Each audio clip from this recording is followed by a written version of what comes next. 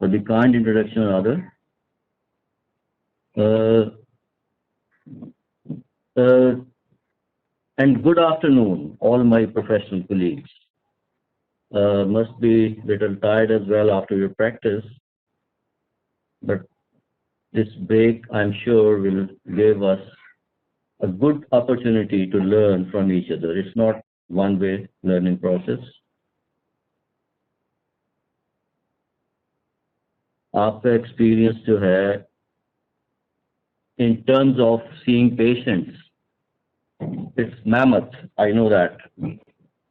और ये जो हम इस टॉपिक के बारे में हम जो बातें शेयर करेंगे, that will be based not only the knowledge from books or net, etc., but mostly it would be in the light of my professional career as a professor of ENT.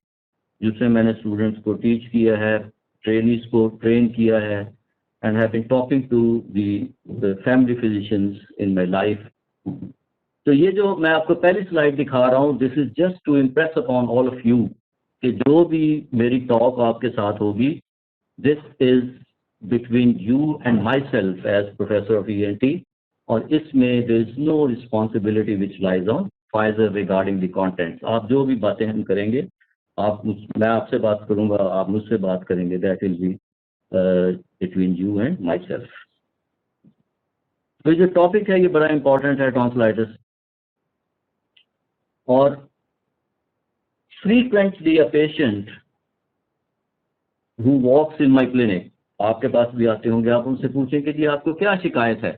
मैं language दोनों use करूंगा, उर्दू भी और whatever English भी साथ साथ, so that we can communicate in a more informal way. तो वो आते ही कहते हैं जी कि मुझे टॉन्सिल्स हो गए हैं, ये मेरे बच्चे को टॉन्सिल्स हो गए हैं. So one should not straight away go for that diagnosis to take it up and start treating. No, not at all.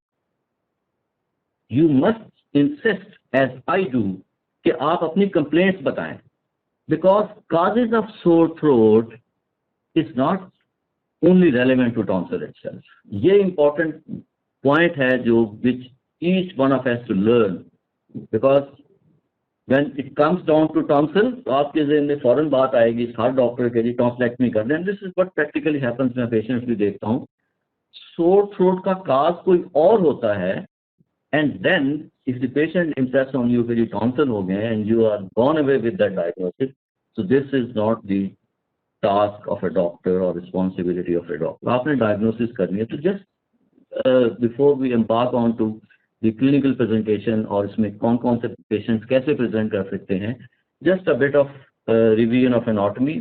बहुत देर पहले आपने पढ़ी होगी, इसको just revise करना है. oval shape होते हैं, anterior posterior pillars के दरमियान oropharynx में located होते हैं on the lateral pharyngeal wall.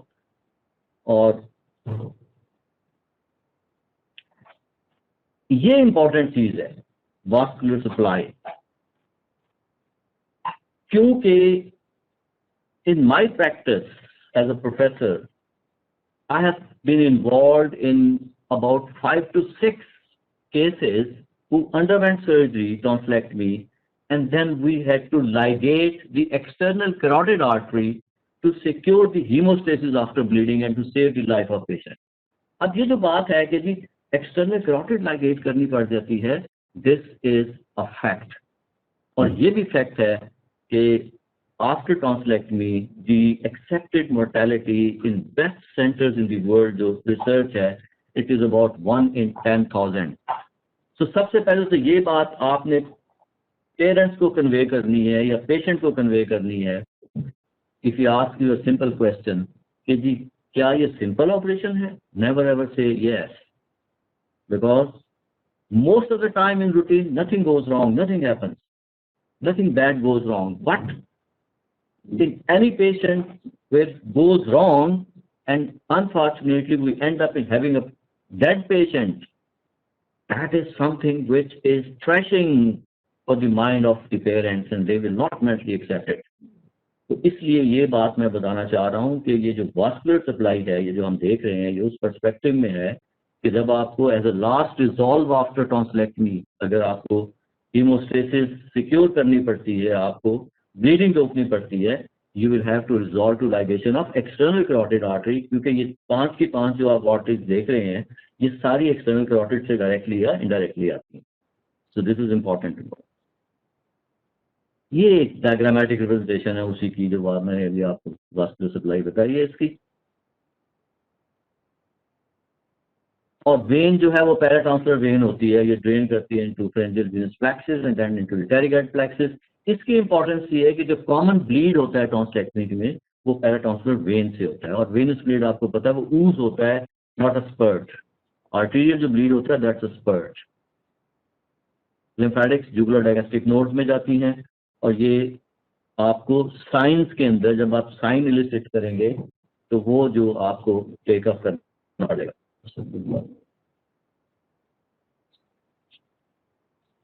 Nerve supply की ग्लोसोफेरेंजियल नर्व, वेस्टरपैलेटाइन नर्व, ये है सेंसरी सप्लाई है ये इनकी.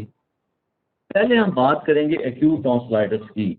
ये एक एल कम डाला हुआ है अगर आपको ना टॉन्सिलाइटिस में, and forgive me for that थोड़ी सी.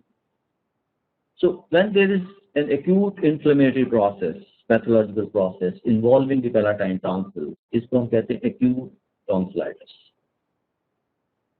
ये एक डायग्रामेटिक रिप्रेजेंटेशन है उसकी. आप एक्सुडेट कुछ देख रहे हैं, कुछ आप देख रहे हैं कि टॉन्सिल्स के प्रोमिनेंट क्रिप्ट्स हैं और रेडिश लुकिंग है. ये एक्यूट कैटारल टॉन्सिलाइटिस है. इसमें अभी पस पॉइंट्स नहीं बने, मेम्ब्रेन नहीं बनी. अभी हम आगे जाते हैं तो हम देखते हैं कि वो कैसे बनती है और क्या होता है. What are the causes for acute tonsillitis? आपको पता है कि एक चीज में हमेशा I always try to recall and clarify, and खुद भी मैं अपने आप को भी याद कराता रहता हूँ कि जो रेस्पिरेटरी ट्रैक्ट है that start from the nose, और नोज और नेजोफेरिंक्स की थोड़ा सा कम कर. नोज और नेजोफेरिंक्स की epithelium is same as respiratory, pseudo stratified ciliated columnar epithelium. Oropharynx की या ओरोफेरेंजियल टॉन्सिल्स की, पैराटाइन टॉन्सिल्स की जो है एपिथेलियल कवरिंग, वो स्ट्रैटिफाइड स्क्वेमस एपिथेलियम, तो it's not part of respiratory tract.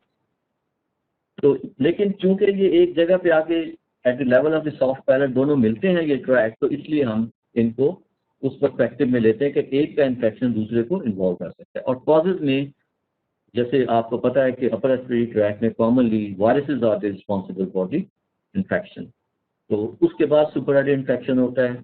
लेकिन बैक्टीरियल इन्फेक्शन अलोन भी हो सकता है, specially in those patients who have already been having recurrent attacks of acute tonsillitis in the past. उसमें वो micro organism जो है वो small micro abscesses inside the tonsil उसमें एंट्रैप हो जाते हैं, स्लीप कर जाते हैं और रीएक्टिवेट हो जाते हैं विद अ न्यूअर इन्फेक्शन, री इन्फेक्शन. तो वायरसेस जो है कॉमनली आपको पता है already, adeno influenza, para influenza, Epstein Barr virus, ये होते हैं सारे. और जो बैक्टीरिया है कॉमनली जो कॉज करता है इन 90% ऑफ केसेस, ये पॉइंट बड़ा इंपॉर्टेंट है, the bacteria responsible for acute tonsillitis is group A beta hemolytic streptococcus, जिसको हम streptococcus pyogenes भी कहते हैं, जो ये पस प्रोड्यूस करता है. Staph aureus, H influenza anaerobes, इनका रोल बहुत कम है. और इसलिए ये जो आप whenever you direct your treatment as an antimicrobial therapy, तो आपने ड्रग ऑफ चॉइस लेनी है which is effective against beta haemolytic Streptococcus. Clinical features में दो चीजें आएंगी, तीन इसमें पॉइंट्स हैं जो इंपॉर्टेंट हैं. लंबी चौड़ी बात नहीं हम करेंगे. एक है सिम्टम्स में होगा सोर थ्रोट. अब सोर थ्रोट के कॉजेज हम यहाँ और भी देख लेते हैं जिसमें लोग टॉन्सिलेक्टमी एडवाइस कर देते हैं. And then the end of interval those patients. Allergic rhinopharyngitis बड़ा इंपॉर्टेंट कॉज है. Must rule out allergic rhinopharyngitis by ruling out के जी sneezing, clear watery rhinorrhea, itching, irritation and watering of eyes and sometimes with wheezing. अगर throat start होता है, rule out allergic rhinopharyngitis as cause of throat. बड़ा important है. फिर कुछ और भी हैं like a case of sinusitis, DNS, focus nose के अंदर है उसको recurrent throat होता है. Adenoids है, बच्चा माउथ ब्रीदर है, उसमें सोर थ्रोट होता है. There are some people who are used to over and abuse of voice, like singers हैं, teachers हैं, उनमें नॉन स्पेसिफिक लेरेंजाइटिस से वो कहते हैं जी गला हमारा खराब हो जाए, तो उसमें होर्सनेस साथ होती है. फिर एसिड रिफ्लेक्स के केसेस जो है रिफ्लेक्स इसोफेजाइटिस, आप बहुत सारे पेशेंट्स डील करते हैं, उसमें एसिड लेरेंजाइटिस होता है, उसमें भी सोर थ्रोट होता है. But do you think all these cases are to be put for tonsillectomy? The answer is no. So history is very important. One of the causes of sore throat is acute tonsillitis. अच्छा, दूसरा जो important है feature वो है associated high grade fever. ये important, associated high grade fever, ये acute tonsillitis के साथ होता है, वायरल फेरेंजाइटिस के साथ भी हो सकता है. But and then the most important part is odynophagia, difficulty in swallowing. Odynophagia यानी पेनफुल स्वॉलिंग, और ये बायलैटरल होती है. सो ये 3 इंपॉर्टेंट फीचर्स हैं, sore throat, high grade fever and odynophagia, difficulty in swallowing. अगर ये symptoms हैं and then you examine that patient in और refer to Telgia, हो सकता है कि कान जो पेन ईयर में पेन रेफर होता है from this. When you look at, when we examine the patient, ये दूसरा कंपोनेंट आ गया. क्लिनिकल फीचर्स में सिम्टम हमने कर लिए, अब साइंस आ गया. साइंस में सबसे पहले जनरल फिजिकल एग्जामिनेशन. उसमें when you check for the temperature it will be raised 100, 100, और उसके साथ there will be a corresponding rise in the pulse rate, tachycardia. ये पॉइंट इंपॉर्टेंट है बिकॉज अगर आप डिफ्थीरिया का सोर थ्रोट डील कर रहे होंगे बच्चे के अंदर, उसमें temperature will not be that raise, 99 something, normal भी हो सकता है, and but there be a tachycardia out of proportion to the temperature. 140, 150 के करीब पल्स रेट होगी उस बच्चे की. That will B because of myocarditis जो डिप्थीरिया में होता है. तो ये पॉइंट इंपॉर्टेंट है कि आपने डॉक्यूमेंट करना है कि टेम्परेचर बच्चे का या इंडिविजुअल का रेज्ड है और कोरस्पॉन्डिंग टैकीकार्डिया है. And when you look at the tonsil you will have red looking tonsils on both sides, hyperemic, red looking. और अगर उसमें पस पॉइंट्स हैं तो माउथ ऑफ क्रिप्स में आपको व्हाइटिश पस पॉइंट्स नजर आएंगे, बीड्स की तरह, सफेद जैसे वो मोती होते हैं, वो दोनों तरफ नाइसली सिमेट्रिकली डिस्ट्रीब्यूटेड. उसको हम कहते हैं acute follicular tonsillitis. Acute follicular tonsillitis. तो पहली स्टेज जो है वो एक्यूट कैटारल है, दूसरी है एक्यूट पैरेन्काइमेटिस जिसमें ज्यादा इन्फ्लेम हो जाते हैं, तीसरी है एक्यूट फॉलिकुलर, और चौथी स्टेज है जिसमें वो एक्सुडेट या पस पॉइंट्स हैं, they fuse together to give rise to a membrane. और ये सूडो मेम्ब्रेन होती है, it's not a true membrane. Pseudo membrane की differentiate, true membrane is epithelium, और सूडो मेम्ब्रेन ये जो एक्सुडेट बना, फिब्रिनस मटेरियल आया, WBCs आए, वो सारे एंटेंगल करके एक मेम्ब्रेन बना दी. ये मेम्ब्रेन आप एक्यूट मेम्ब्रेनस टॉन्सिलाइटिस में भी देखते हैं, and you can see that in diphtheria as well. जो मैंने पहले आपको एक डिफरेंशियल 2 पॉइंट्स उसके बता दिए, और ये 2-3 और चीजें भी आगे आएंगी तो हम उसको भी देखेंगे. सो दिस इज, ये 3 अगर आप चीजें याद रखें तो यू कांट मिस दिस कि ये हम यूर डीलिंग. अब डिफरेंशियल डायग्नोसिस जो मैंने आपको मेम्ब्रेन बताई है, व्हाइटिश मेम्ब्रेन, उसमें देखें एक तो ये था स्ट्रेप्टोकोकल सोर थ्रोट, जो स्ट्रेप्टोकोकल फेरेंजाइटिस भी हो सकता है, इसको स्कारलेट फीवर कहते हैं. हम स्कारलेट फीवर इसको कह देंगे जब फीवर चल रहा है, सोर थ्रोट भी है और साथ रैश है on the palate, that will be scarlet fever. उसका जो टेस्ट है फिर आप जब करते हैं लैब टेस्ट, वो ASO टीटर आगे भी आएगा, हम उसको डिस्कस करेंगे. सेकंड मैंने आपको बताया डिप्थीरिया. दो the cases of diphtheria have reduced significantly, rather it was declared by WHO a diphtheria free area, but practically we have been seeing research of cases in children hospital, और ये DG Khan के इलाके से आए कुछ काफी सारे बच्चे नवे, और this is not totally wrong. diphtheria एक आध केस कहीं ना कहीं से उठाता है. तो you must know how to differentiate diphtheria from acute tonsillitis. ये बड़ा इंपॉर्टेंट पॉइंट है because the patient will first of all come to you, वो सोर थ्रोट के साथ आ गया, and if you start treating diphtheria as acute tonsillitis और something else, you will lose the child. The mortality of diphtheria is 50%, and patient will die of cardiac failure, arrhythmias and cardiac failure and death straight away. So diphtheria का suspicion अभी भी हमने रखना है उन मरीजों में जो आपके पास आते हैं with sore throat. अब diphtheria की आपको just to briefly apprise you of कि इसकी पैथोजेनेसिस क्या है और क्या फीचर्स होंगे। बेसिकली एक्सोटॉक्सिन्स है which is released by the corynebacterium diphtheria, और वो एक्सोटॉक्सिन्स के दो कंपोनेंट्स होते हैं, मैं उस डिटेल में नहीं जाऊंगा, बट दैट एक्सोटॉक्सिन एक तो लोकल इफेक्ट करता है in the oropharynx, that is that it damages the epithelium more than acute tonsillitis. तो मेम्ब्रेन डिप्थीरिया की जो बनेगी वो थिक होगी, ज्यादा एडियरेंट होगी, and then the second component of this is कि ये जो एक्सोटॉक्सिन है this circulates in the blood and then it will involve other organs of the body, specially the heart. और ये जो हम कहते हैं ना डिप्थीरिया में मायोकार्डाइटिस हो जाता है, that is the cause of death. और क्लिनिकली आपको कैसे पता चलेगा कि ये पेशेंट डिप्थीरिया का है या ये एक्यूट मेम्ब्रेनस टॉन्सिलाइटिस का है? वेरी सिंपल, आप टेम्परेचर देखेंगे तो वो डिप्थीरिया में 98.6 या 99 होगा एट द मोस्ट, लेकिन pulse will be out of proportion 150, toxic looking बच्चा होगा, and may be he is in stridor. Stridor में आपको बता देता हूँ, आपने ज़्यादा देखे होंगे ऐसे बच्चा बोलता हो, so that is typical stridor that you will see in that child. अगर ऐसा बच्चा आपके पास आ गया और वो is struggling for breath, think of diphtheria. And if you are in doubt, just take a swab from that membrane and see under the microscope. gram staining करें, कितना time लगता है? Hardly 3 से 4 minute, and you will see Chinese-like letter under the microscope. ये diphtheria है, it's not acute tonsillitis. So straight away you will do all those things ताकि आपको diphtheria का ट्रीटमेंट पड़ा है, क्या करना है, आइसोलेट करना है, आईवी लाइन मेंटेन करनी है, एंटीडिप्थेरिक सीरम देना है, बेंजल पेनिसिलिन स्टार्ट करनी है, मॉनिटर लगाना है, कार्डियक मॉनिटर, उसके रिदम हार्ट का जो है उसको आपने ऑब्जर्व करना है, और 3 हफ्ते तक इसको स्ट्रिक्ट बेड रेस्ट पे रखना है आपने इस बच्चे को। दैट इज वेरी इंपॉर्टेंट कि डिप्थीरिया को आप रूल आउट करें। If you are in doubt about कि ये डिप्थीरिया है, ये एक्यूट टॉन्सिलाइटिस है, treat the case as diphtheria, you will not lose anything by treating diphtheria, acute tonsillitis as diphtheria, but you will definitely lose something if you do the other way around.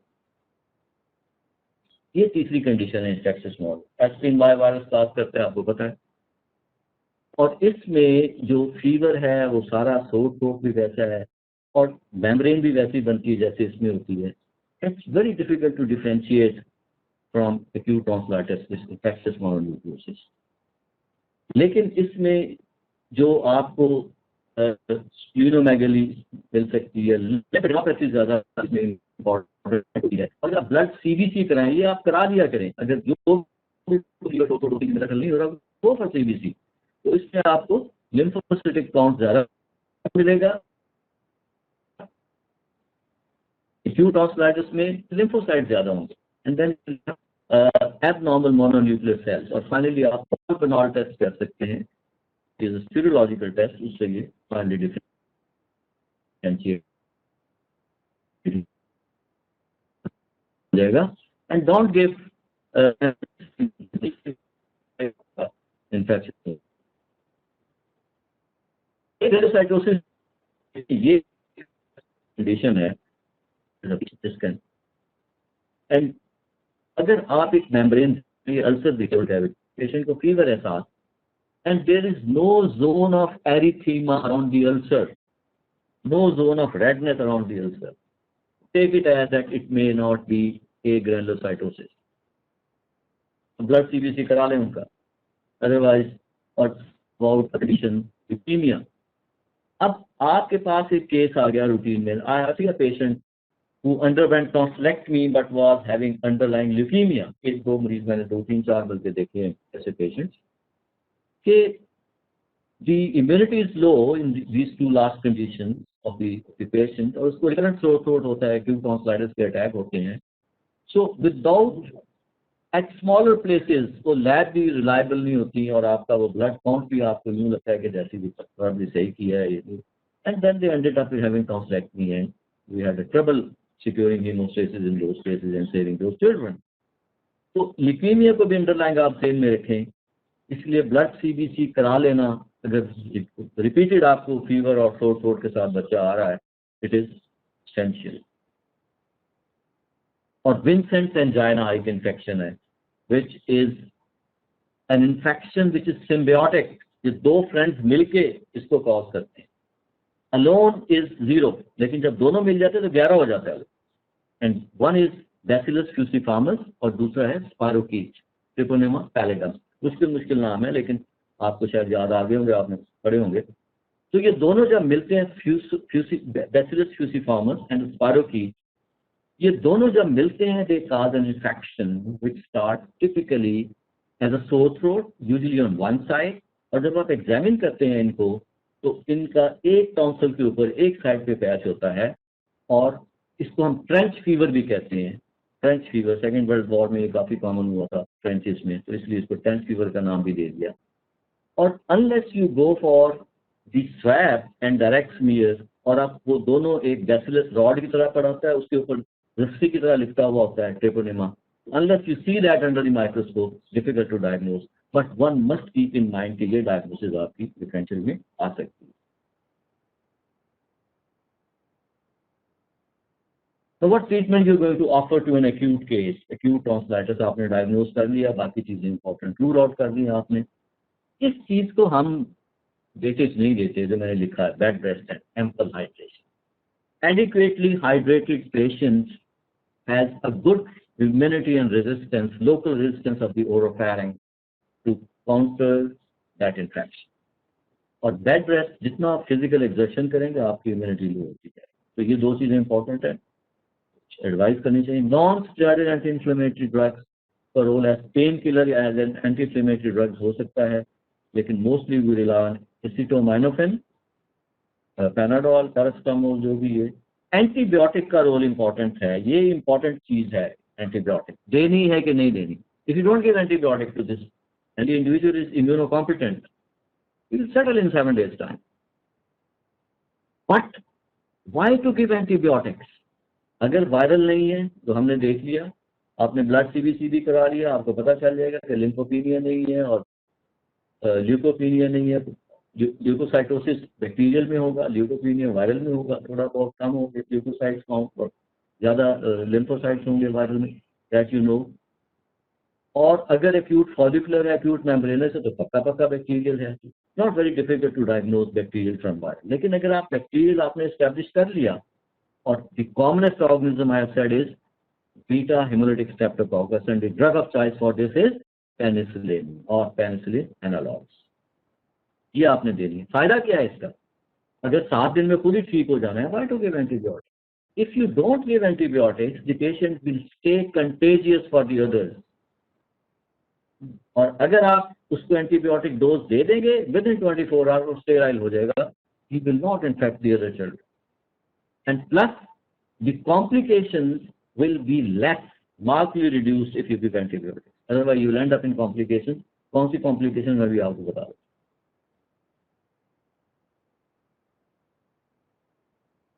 ये है जो complication. अब दो किस्म की complication ये cause करती है acute tonsillitis. एक तो the infection will go to the respiratory tract. अगर बच्चा है तो उसका वो कंप्रोमाइज होता है सारा इम्यून स्टेटस, तो उसको फिर स्टाइडर भी हो सकता है, निमोनिया हो सकता है, ब्रोंकोनिमोनिया, लो निमोनिया, सारी कॉम्प्लिकेशंस लोकल हैं, और इनको हम कहते हैं इन्फेक्टिव कॉम्प्लिकेशंस। जो दूसरी कॉम्प्लिकेशन अभी बीच में आएंगी, भी इन्फेक्टिव में आपको और बता दूं कि नेक का सेलुलाइटिस हो सकता है, रिट्रोफ्रेंजियल एब्सेस बन सकती है, पैराफ्रेंजियल एब्सेस बन सकती है, नेक में स्वेलिंग आ जाएगी, पेरीटॉन्सिल एब्सेस बन जाएगी जिसको क्विंजी कहते हैं। वो एक बल्ज नजर आएगा टिपिकली आपको टॉन्सिल के एक साइड पे, reaching to the soft palate, pushing the tonsil medially, इसको हम क्विंजी कहते हैं, पेरीटॉन्सिल एब्सेस। इसमें एक साइड पे सारे सिम्टम्स होते हैं, एक साइड पे साइंस होते हैं। ये जो कॉम्प्लिकेशन आप देख रहे हैं ग्लोमेरुलोनेफ्राइटिस जो मैंने लिखी है, this is not an infective complication, ये immunogenic complication. This is because of the antigen-antibody reaction. There are certain strains, serotypes of beta hemolytic streptococci. उसमें type 12 है, 18 है, 19 है, 46 है, ऐसे कर कुछ नंबर हैं, कुछ मुझे याद है, कुछ नहीं याद। बट एनीवे, होता क्या है कि जो एंटीजन, स्ट्रेप्ट एंटीजन्स के अगेंस्ट एंटीबॉडीज बनती हैं, those antibodies are cross-reactive to certain human body tissues. और वो जो immune complexes बनते हैं, they have got predilection for certain sites. उसमें basement membrane of glomeruli of kidneys is one important thing, और उनमें लोगों को होता है glomerulonephritis. Same mechanism, otitis media वाला इन्फेक्टिव है, साइनोसाइटिस भी इन्फेक्टिव है, एंडोकार्डाइटिस इज नॉन इन्फेक्टिव। जो इम्यून कॉम्प्लेक्सेस एंडोकार्डियम में डिपॉजिट होते हैं they will lead to rheumatic carditis. पहले एंडोकार्डाइटिस फिर पैनकार्डाइटिस हो जाता है। एंडोकार्डाइटिस ज्यादा डोमिनेंट है, प्रोमिनेंट है, और इसी से वो रूमेटिक वेल्व डिजीज बनती है, फिर जिसमें डैमेज होता है हार्ट वेल्व का, मेटल वेल्व का, और उसमें फिर फाइब्रोसिस होती है, कैल्सिफिकेशन हो जाती है, उसकी फिर डिसफंक्शनिंग होती है, उस पर हार्ट के डायनामिक सारे इफेक्ट होते हैं। अल्टीमेटली ये काम लंबा चलता है फिर, and very difficult to treat, उसको मॉनिटर करना पड़ता है पेशेंट को लाइफ लॉन्ग। तो ये जो रूमेटिक एंडोकार्डाइटिस है, this is immunogenic complication, non infective, और इसको आप नहीं रोक सकते। This is the immune mechanism of the body itself. Rheumatic fever, जब फीवर चलता रहेगा उसको हम रूमेटिक फीवर कहेंगे। रूमेटिक ग्लोमेरुलोनेफ्राइटिस, रूमेटिक एंडोकार्डाइटिस, ये सारी नॉन इन्फेक्टिव कॉम्प्लिकेशन है। And then there can be arthritis, rheumatic arthritis. अगर जॉइंट स्वोलन हो गया बच्चे के और साथ को साथ है तो case of rheumatic arthritis, that means synovial membrane of the joint has got those immune complexes deposited और उनकी inflammation हो गई है और ये rheumatic arthritis हो गया। तो ये rheumatic complications जो है ना, ये immunogenic है, नॉन इन्फेक्टिव, ये याद रखने वाली चीज है। और ये भी कहते हैं कि जी अगर आप some people say कि जी अगर एक अटैक acute tonsillitis का हो गया, सेटल हो गया, और साथ ये नॉन इन्फेक्टिव इम्यूनोजेनिक कॉम्प्लिकेशंस हो गई हैं, गो for tonsillectomy. Yes you can, लेकिन एक स्कूल ऑफ थॉट ये भी कहता है कि जब आपने एक दफा इम्यून मेमोरी दे दी सेल्स को, तो the process of this immune complex deposition and formation will not stop, it will continue. तो whether you go for tonsillectomy you don't, कि हम कह रहे हैं कि हम गेट जो है ना entry of these antigens, streptococcal antigens, उसको गेट को बंद कर दें बाय डूइंग टॉन्सिलेक्टमी। सो ये फीजिबल या लॉजिकल है या नहीं है, ये डिबेटेबल इशू। ये हम जब टॉन्सिलेक्टमी की बात करेंगे तो उसमें भी ये बात आएगी। So when do you call a patient as one of chronic tonsillitis? अब सिंपल बात है इसमें कि जब आपके पास एक पेशेंट आ जाता है, आपके पास जो मरीज आते हैं वो एक्यूट टॉन्सिलाइटिस की फेज में आते हैं, हमारे पास भी एक आध आ जाता है, लेकिन हमारे पास जो मरीज रेफर आपके पास से होके आते हैं, they come with previous attacks of acute tonsillitis for more than 2 years, और आप जनरली उनको एक्यूट टॉन्सिलाइटिस में उस फेज में देखते हैं। तो ये सारी जो मैंने बातें की हैं आपसे to diagnose acute tonsillitis from other conditions, ये आपके लिए ज्यादा इंपॉर्टेंट है, क्योंकि मैं तो I will just take a history of acute tonsillitis from mother कि जी बच्चे को गला खराब होता है, यस, कितने अरसे से हो रहा है, मोर देन 2 years। साथ बुखार होता है तेज, यस, कितने दिन रहता है जी, 5-7 दिन रहता है। शदीद दर्द होता है गले में, किसका खाना पीना बंद हो जाए, शी विल से यस। तो I will assume that on the basis of this history this child has been having previous attacks of acute tonsillitis.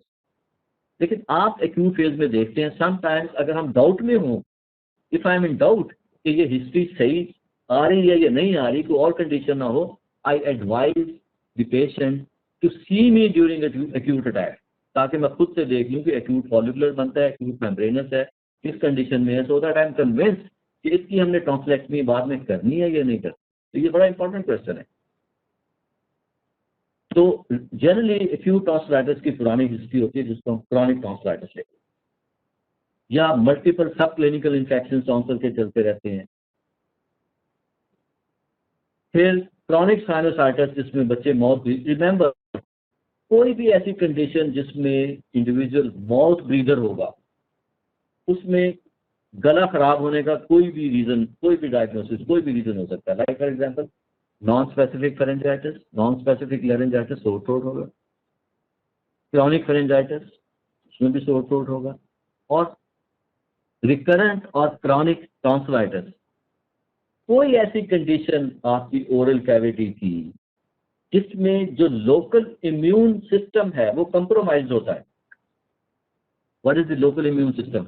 Let's revise again.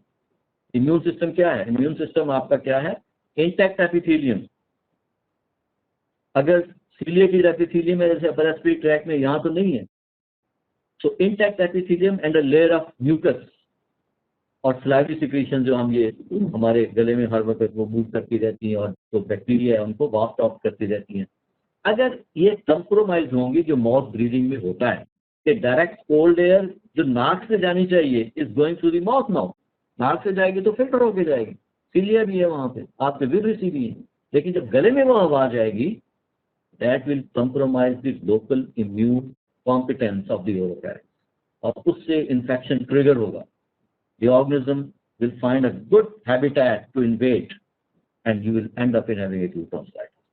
तो इसलिए कोई वो कंडीशन जो आपकी अपर रेस्पिरेटरी ट्रैक्ट की है, जो आपकी एयर को थ्रू द नेजल फ्लो की बजाय ओरल फ्लो में डाइवर्ट करेगी, like chronic sinusitis, allergic rhinopharyngitis etcetera, nasal polypi, DNS, ये सारे केसेस में आपको रिकरेंट फेरेंजाइटिस भी हो सकता है, रिकरेंट एक्यूट टॉन्सिलाइटिस भी हो सकता है। लेकिन वो जो मैंने पहले बातें आपको बताई है कि आपने एक्यूट टॉन्सिलाइटिस को बाकी कंडीशन से रूल आउट करना है, prepare the patient for tonsillectomy if at all you are justified.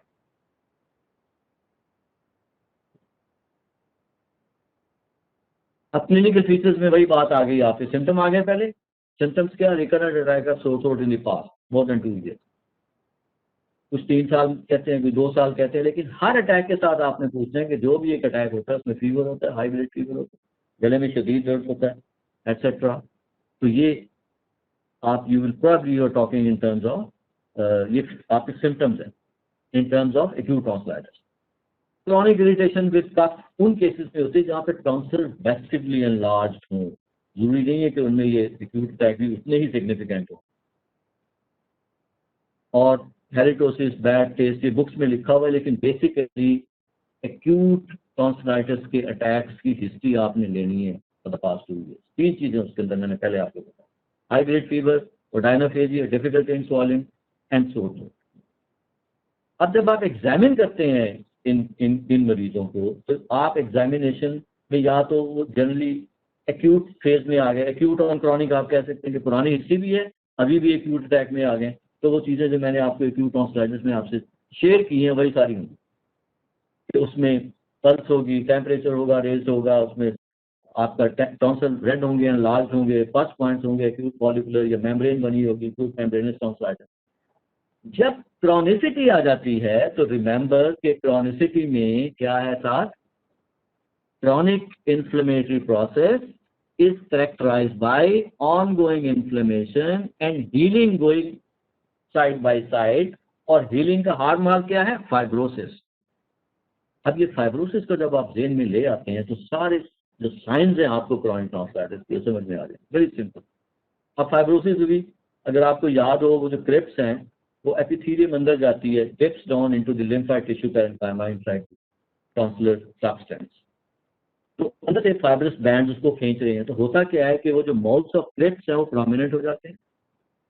सबसे पहला इफेक्ट जो लिम्फेटिक टिश्यू पे होता है किसी भी इरिटेंट का, एंटीजन का, एंटीजेनिक हो या इरिटेंट अदरवाइज हो, वो लिम्फेटिक टिश्यू हाइपरप्लेजिया हो जाता है। तो टॉन्सिल का साइज बड़ा हो सकता है in chronic tonsillitis. We are talking of tonsil itself, science में टॉन्सिल में भी एनलार्ज्ड। अब जब लॉन्ग स्टैंडिंग का केस होगा तो फाइब्रोसिस होने से क्या होगा, it will become shrunken, it may be atrophic. So size of tonsil does not matter. ये जो देख के कहते ओह इतने बड़े बड़े टॉन्सिल्स हैं, ये तो बड़े tonsil in fact is initial stage in pathogen. तो टॉन्सिल का size may be enlarged and it may be shrunken और atrophic, and the mouths of crypts may be prominent. आप ये देखें कि माउथ्स ऑफ क्रिप्स में, ये क्रिप्स नेचर ने क्यों दिए हमें, इसलिए कि जो भी फूड डेब्री फूड हम बोलस लेते हैं और उसमें एंटीजेनिक या इरिटेंट सब्सटेंसेज हैं वो क्रिप्स के अंदर जाते हैं और दे कम सरफेस एरिया क्रिप्स इंक्रीज करते हैं and they come in contact with the underlying lymphocyte, और उससे इम्यून रिस्पॉन्स जनरेट होता है। और इसीलिए कहते हैं कि बच्चों में 3 साल से पहले और आइडियली और या 5 साल से पहले टॉन्सिलेक्टमी नहीं करनी चाहिए, because that is the time where immunogenesis, immune seedling is taking place. और इसीलिए टॉन्सिल्स के एफरेंस नहीं है, लिम्फेटिक चैनल ऐसी जो टुवर्ड्स लिम्फ नोड जाती हैं वो नहीं है इसमें। इसमें से लिम्फेटिक जुगुलर डायगेस्टिक में जाती है, लेकिन इसकी तरफ नहीं, बिकॉज ये डायरेक्टली फूड बोलस के साथ इन कॉन्टेक्ट आती है। तो जब वो इरेगुलर हो जाते हैं फाइब्रोसिस से, तो cheesy necrotic material every time patient eat the food कुछ ट्रैप हो जाता है माउथ ऑफ में, और जब आप दो स्पैचुला के साथ उसको कंप्रेस करते हैं, प्रेस करते हैं, तो वो चीजी नेक्रोटिक मटेरियल पेट में से निकलता है। तो ये भी एक साइन है। And sometimes it so happens कि एक जो टोटली ब्लॉक हो जाता है, तो वो जो आपका क्रिप्ट है it becomes like retention cyst, और येलो सा एक आपको एक स्वेलिंग फुटेज नजर आती है at the upper pole of tonsil, उसको आप रिटेंशन सिस्ट कहते हैं। तो when we talk of these signs on the tonsil itself in a chronic case, तो उसमें tonsil may be enlarged, it may be shrunken, there may be prominent clefts on the mouth of on the medial surface of tonsil, there may be expression of fused necrotic material from the mouth of clefts, and उसके बाद anterior fascial flare, ये जो second आप sign देख रहे हैं, ये anterior fascial flare जो मैंने आपको एनाटॉमी में दिखाया, फ्लेयर का लफ्ज जो है इसको ये उसके लिए यूज करते हैं जहां पे एक ब्लैक फायर, बहुत ज्यादा आग अगर हो ना, वो ब्लैकिश नजर आती है जंगल में कहीं लगी, तो वो जो है उसको फ्लेयर कहते हैं। यहाँ पे फ्लैश लफ्ज लिखा हुआ, I usually tell my student AFF, anterior faucial flare, और ये आपको एंटीरियर पिलर ऑफ फॉसिस पे नॉर्मल जो है म्यूकस लाइनिंग का कलर उसकी बजाय ये डस्की रेड नजर आता है, ब्लैकिश रेड, इसको एंटीरियर फाशियल फ्लेयर कहते हैं। ये आपका सेकंड साइन है फॉर क्रॉनिक टॉन्सिलाइटिस।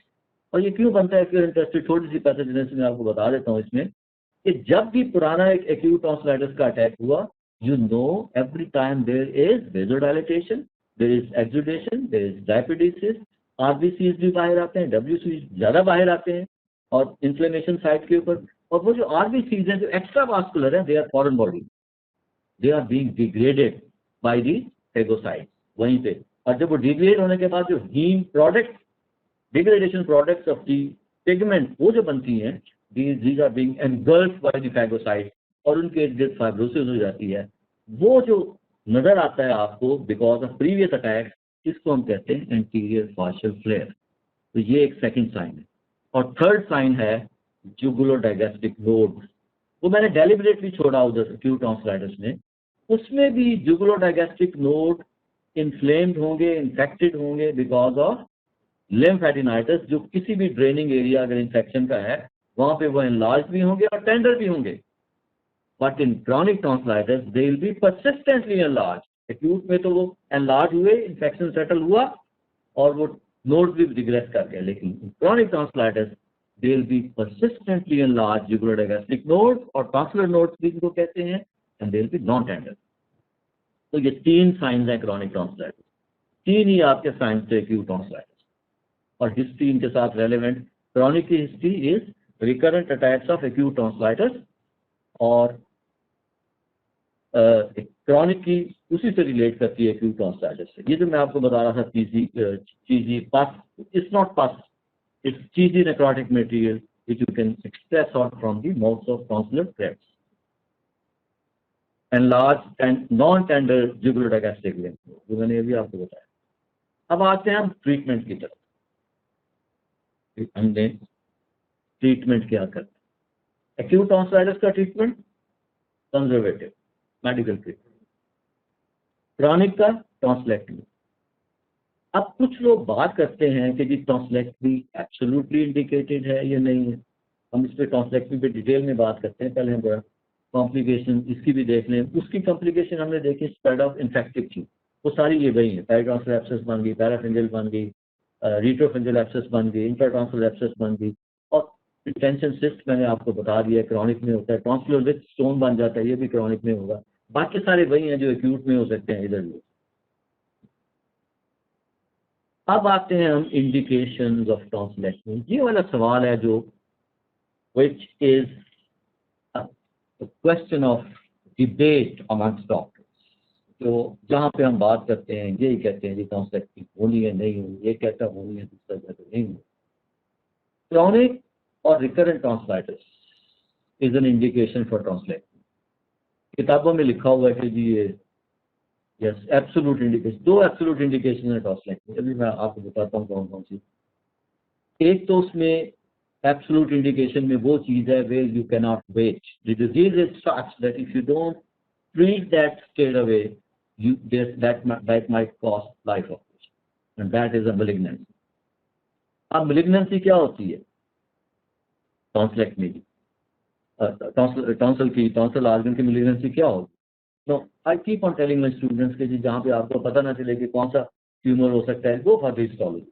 अब पैलाटाइन टॉन्सिल्स की सरफेस है स्ट्रेटिफाइड स्क्वेमस एपिथेलियम, वहां से जो malignant ट्यूमर निकलेगा that will be squamous cell carcinoma.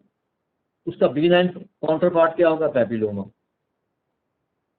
Similarly जो अंडरलाइन लिम्फाइड टिश्यू है, लिम्फोसाइट, वहां से कौन सी malignant लीजन जो है वो राइज करेगा? That will be lymphoma.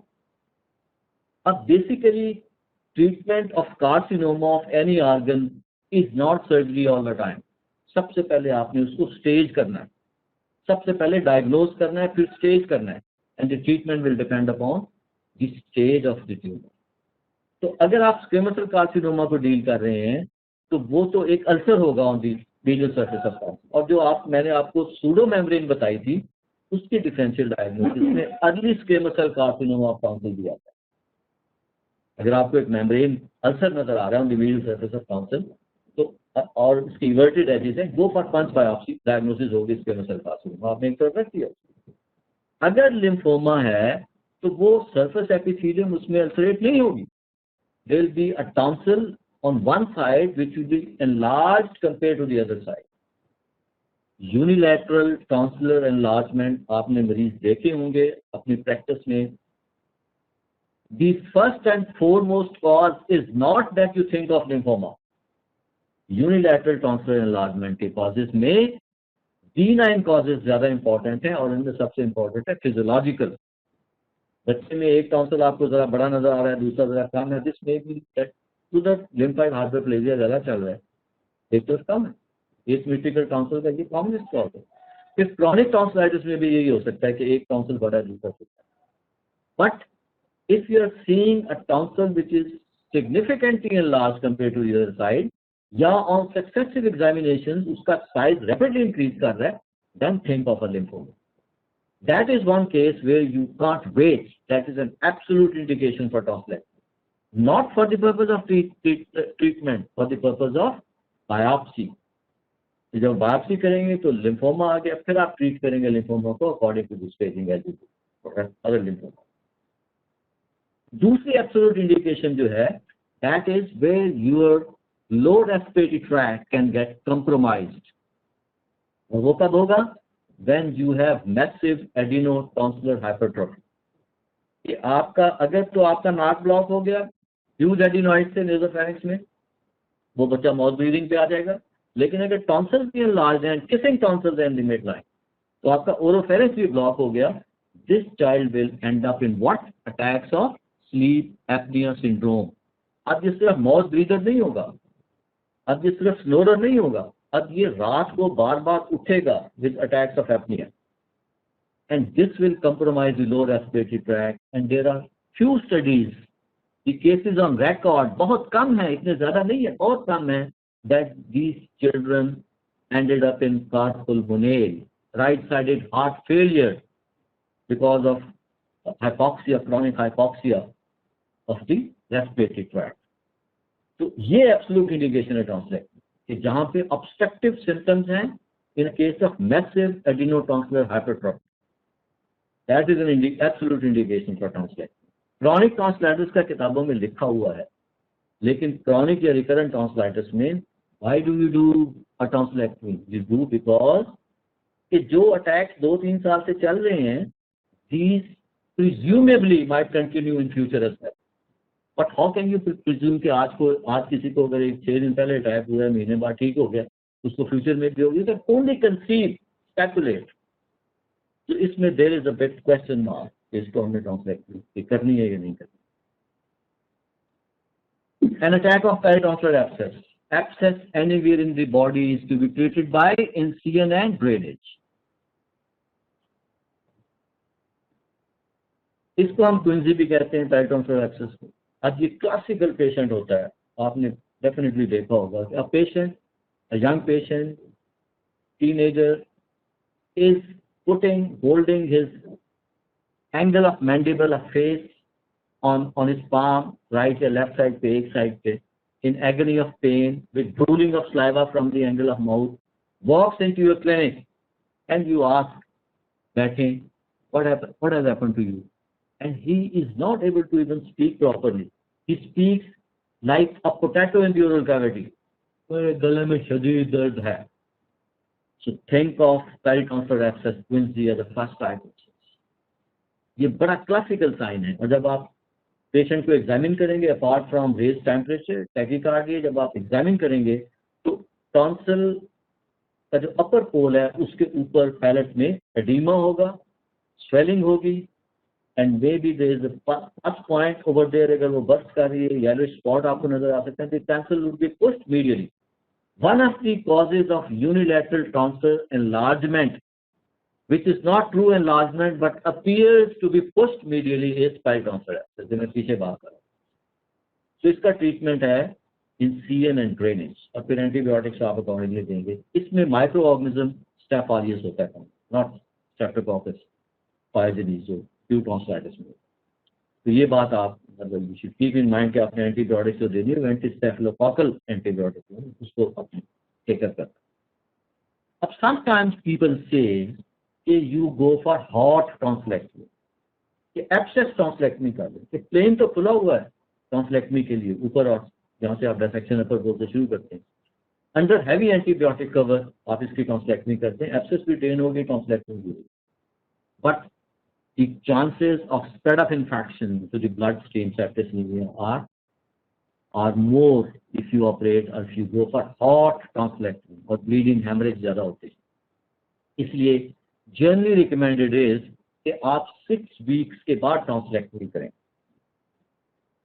Go for tonsillectomy after 6 weeks of the resolution of the abscess. क्यों? बिकॉज कि ये आफ्टर 6 वीक्स अगर आप उसको डिले करेंगे, फाइब्रोसिस होगी, बाद में सर्जन के लिए प्रॉब्लम होगा, और ये रिकर कर सकती है. Recurrence is only in 20% of cases. तो इसका मतलब है कि 80% केसेज में आप अगर आप एक अटैक के बाद कर देते हैं, 80% को you are subjecting them to danger of tonsillectomy and complication. इसलिए इसको आप again is a border line के इसको एब्सोल्यूट है या नहीं, ये मैंने आपको बता दिया. पेलाटस फ्रेंगोप्लास्टी स्लीप अपनी है, ये भी बात होगी. एंड लार्ज टॉन्सिल तो मैंने आपको भी बता दिया. आपको समटाइम्स टॉन्सिल नॉर्मल होते हैं, आपने 9th नर्व को अवर्स करना है फॉर ग्लोरोफेंजिल, उसमें आप नॉर्मल टॉन्सिल्स को निकालते हैं.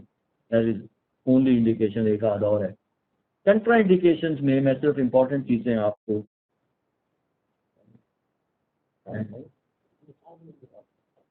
acute tonsillitis is a very important contraindication for tonsillectomy. अगर आप if you resort to आपने डिसाइड कर लिया कि क्रॉनिक टॉन्सिलाइटिस, अब आपने पेशेंट को प्रिपेयर करना है फॉर टॉन्सिलाइटिस.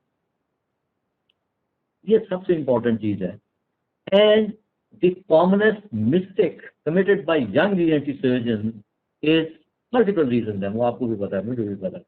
लेकिन academically speaking and clinically speaking acute tonsillitis में आपने ऑपरेट नहीं करना, because most of the deaths जो मैंने बताई हैं आपको होती हैं वो इस फेज में होती हैं जब आप एक्यूट टॉन्सिलाइटिस में ऑपरेट करते हैं. बिकॉज यू ऑल नो कि ये एक्यूट टॉन्सिलाइटिस में वेजोडाइलेटेशन है, सारी चीज एडिमा चल रहा है. जब टिश्यू प्लेन आप खोलते हैं तो प्राइमरी, रिएक्शनरी और सेकेंडरी हेमरेज जो टॉन्सिलेक्टमी के बाद होता है, इसमें वो ज़्यादा चांसेस हो जाते हैं. और हेमरेज जब आप कंट्रोल करने के लिए पेशेंट को दोबारा अंडर जनरल एनेस्थीसिया लेके जाते हैं, अंडर करते हैं दोबारा, तो उस फेज में ऊपर ब्लीडिंग हो रही होती है, आपने पेशेंट को मसल रिलैक्सन लगा दिया एनेस्थेटिस्ट ने, और उसमें आप ट्यूब डालने की कोशिश कर रहे हैं, वहां पे वो पेशेंट एस्पिरेट कर जाता है blood. Once aspiration of blood in the lower respiratory tract, it is almost 99% outcome is obvious. It's definitely a mortality attack. इसलिए acute tonsillitis को अगर आप पहले से फोर्सी कर लें और अवॉइड कर लें इसमें, तो वो जो प्रॉब्लम है आपको face afterwards it be over. इसमें I always tell my students as well कि जो मरीज दाखिल हुआ उसको पूछना है कि तुम्हें गले में लास्ट टाइम कब दर्द हुआ था, कब बुखार हुआ था. If it is more than 6 weeks back or 1 month back at least, so you are safe. फिर एग्जामिन भी करें, वो सारे फीचर्स देखें, टेम्परेचर पर अंदर गला भी देखें, and then go for blood CBC, अगर आपका TLC काउंट 14,000 पे है, डीप सीटेड इन्फेक्शन होगा, still you may end up in trouble, तो इसलिए हम CBC कराते हैं। तो ये सारी चीजें इंपॉर्टेंट हैं, not to be operated in acute underlying bleeding disorder. ये हिस्ट्री में लें, आपने जरूर पूछना है कि जिसको जिस्म पे नील तो नहीं पड़ते। मेल्स में वेरी, आपको जब मेरा ज्यादा पता होगा मुझसे कि मेल्स में you can ask them question कि जब इसकी सर्कमसिजन हुई थी तो बच्चा ब्लीड तो नहीं किया था, मेल्स में आप पूछ सकते हैं, यू कैन टेल यू। जख्म हुआ कभी ब्लीडिंग होती, फैमिली में हिस्ट्री होती है कि जिसको ब्लीडिंग डिसऑर्डर हुई, आप उसे you can make it out. This is another very important cause bleeding disorders, and I tell you, लोग हाइड करते हैं, छुपाते हैं ये। I know, I will not name, but I know one patient, a child who was brought from UK to be operated in one of the big city in Punjab, और उन्होंने छुपाया वो ब्लीडिंग डिसऑर्डर, वो नहीं कर रहे थे UK, लेकिन यहाँ पे somehow वो लैब भी हमारी अनफॉर्चुनेटली वैसे गलत रिजल्ट देती है, लैब नहीं कराई, BT-CT हमेशा कराना चाहिए, BT-CT और PTA-BTT तो फाइल कराने चाहिए, इसके बगैर one should never operate. So the surgeon ended up in trouble on the table, so much so that having got horrified, ये बड़ी अजीब बात है, he left the operation theater, and that patient ultimately succumbed to this adventure. मैं in my practice I have seen कि जितना cautious मैं in cases में हूँ to rule out contraindications, I am not that much probably cautious for other surgeries. इसलिए मैं बार बार ये बात स्ट्रेस कर रहा हूँ, ठीक है। प्राइमरीली पेशेंट आपका है, ये you send to some surgeon, तो खुद भी आप नजर रखें इस पर। Patient who are on contraceptive pills या जो मेंस्ट्रुएटिंग फीमेल्स हैं, कोई एडवांस डिजीज है, डायबिटीज, अस्थमा, अनकंट्रोल्ड हाइपरटेंशन, ये सारी contraindication. Methods of tonsillectomy, I don't think you need to know about it, आपने करनी नहीं है, लेकिन मैं क्विकली आपको दिखा देता हूँ ताकि आप रिकॉल कर लें। ये भी फाइनल ईयर में आपसे वाइवा में किसी ने पूछा हो, तो कॉमनली हम डिसेक्शन मेथड से करते हैं। ये कंप्लीट कर दें, डिसेक्शन मेथड है, गिलोटिन मेथड है, हम डिसेक्शन मेथड से कहते हैं। गिलोटिन वाला खत्म हो गया काम, मिक्सर में वो पड़ा हुआ है एक इंस्ट्रूमेंट सा, जिसमें वो आके चॉप की तरह आके गिरता है छुरी सी और वो काट देता है, तो उसमें टॉन्सिल रह जाता था वापस। ट्राई सर्जरी, लेजर, ये सारी जो है ना, ये चीजें हैं जो लोगों को बस थोड़ा सा इंप्रेस करने के लिए। Basically dissection method is the best method. Complication मैंने आपको बता दी हैं, अगर आप ब्लीडिंग डिसऑर्डर में कर देंगे, एक्यूट फेज में कर देंगे, तो ये प्राइमरी हेमरेज होगा, विद इन 24 आवर्स जो होगा वो रिएक्शनरी हेमरेज होगा, और डिलेड जो होगा आफ्टर 24 आवर्स, जो 7th-8th डे पे यूजुअली होता है, that is because of infection, local sepsis, वो सेकेंडरी हेमरेज होता है। सेकेंडरी हेमरेज का आपको पता होना चाहिए, क्योंकि पेशेंट ऑपरेट करा के अगर चला गया, आपके पास वापस आ गया, ऑपरेशन हो गया, 7वां दिन है, और वो आपके पास आके कहता है जी कि मुझे गले में दर्द शुरू हो गया डॉक्टर साहब, थोड़ा सा बुखार भी लग रहा है, anticipate secondary haemorrhage. I remember a patient in Rawalpindi जिसको 14 यूनिट्स ऑफ ब्लड देना पड़ा था सेकेंडरी हेमरेज में to save his life, and he was son of an MPA। तो इसलिए आपको सेकेंडरी हेमरेज का पता होना चाहिए। इन्फेक्शन के जब भी फीचर्स आए पेशेंट आपके पास आए, उसको पकड़ लें वहीं पे and refer to the concern hospital और research.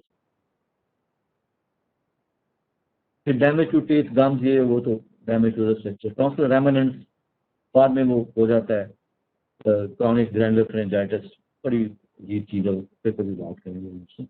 That's all, my talk is over.